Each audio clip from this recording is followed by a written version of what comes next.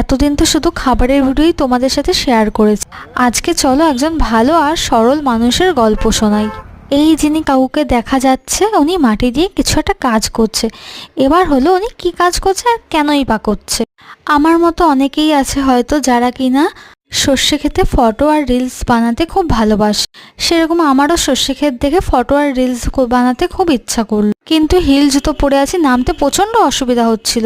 এই কাকু দূরে মাঠে কাজ করছিল। উনি যখন দেখতে পেয়েছে যে নামতে অসুবিধা হচ্ছে, উনি এসে মাটি দিয়ে জায়গাটা ভরাট করে দিয়েছে। আবার যাতে উঠতে অসুবিধা না হয় তার জন্য আরও ভালো করে শক্ত করে মাটি দিয়ে জায়গাটা ভরাট করছে। যারা মাঠে কাজ করে তারা কতটা কষ্ট করে ওনাকে দেখে বুঝলাম। ওনার পায়ে কেটে গেছে, ওই জায়গাটাতে একটা কাপড় জড়িয়ে মাঠে খালি পায়ে কাজ করে। আমাদের দেশে যারা কিনা মদ বানায়, সিগারেট তৈরি করে, তারা কোটিপতি, আর যারা কিনা আমাদের পেটে ভাত জোগাচ্ছে, অন্ন দিচ্ছে, তারা গরিব। তাদের যোগ্য সম্মান পাওয়ার, তাদের দয়া করে যোগ্য সম্মানটা দেওয়া উচিত।